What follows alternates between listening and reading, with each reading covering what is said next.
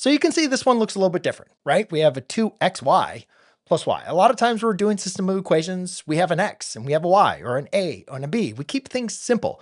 But this one, it's like, what are we doing here? Okay. So it can be kind of confusing, but what I want you to kind of start off with this problem is to think about, well, what is something I can put this in a format that maybe I do understand? And let's forget about this as xy. Let's just think about this as an x. So if I rewrote this, I can do it over here as a 2x plus y equals 44. Again, I'm not going to solve for this. I just want to look at it in this format. 32 plus, again, we're changing this xy just to an x, and then is equal to a 3y. Now, if you look at this and say, okay, if I was going to solve this, I could go ahead and use substitution, right? I could solve for either the x or the y. It doesn't really matter which one you want to do, but I could solve for an x or y and then plug it into the other equation. Now, this xy could be confusing for a lot of you, but ladies and gentlemen, let's give it a shot. Let's try. And let's say, you know what? If I don't want to go ahead and solve for this, or if I don't want to deal with this xy, why don't I go ahead and solve for this xy and then plug it into the other equation? So this is what it would look like. All right. So again, this is just for me to kind of get my bearings. I started off with something simple that I know, and then I say, all right, you know what? I'm going to use the same solving technique that I would with xy or with the x's and y's, and I'm going to use it on this problem that looks a little bit more confusing.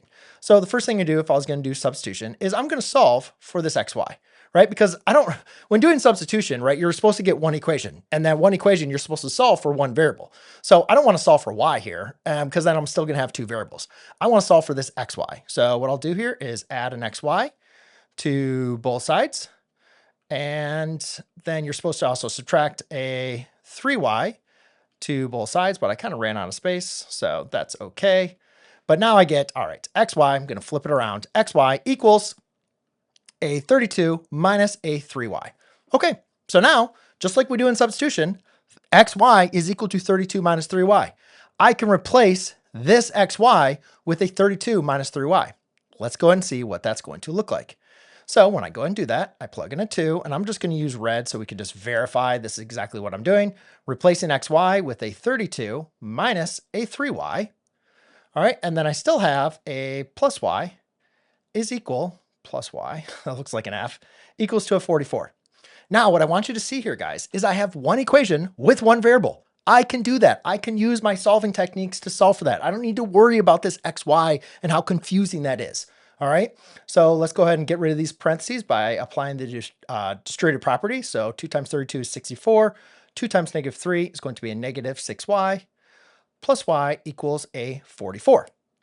Now I can combine those like terms. So 64, let's see, minus a 5y equals a 44. And then let's go and subtract a 64. Subtract a 64, that's going to be negative bank day. So I have negative 5y equals a negative 20.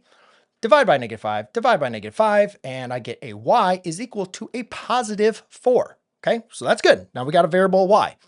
Now the thing with substitution is, or any system equation, you got to make sure you solve for both variables, right? So we have y, but now we need to solve for x. Well, the cool thing is we have this over here, right?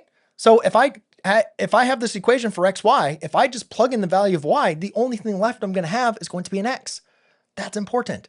So I can do x, actually I'm going to put this back into red, just so you guys can see what I'm doing. So I'm going to take this equation, x, and I'm going to plug in using parentheses and different colors. I'm like double dipping here, showing you exactly what I'm doing. Okay, I'm spending this little bit extra time so you can visually see what exactly I am plugging in and where I am plugging this in for. Okay, because we know y is equal to 4, so I'm just going to boop, boop, in for the y.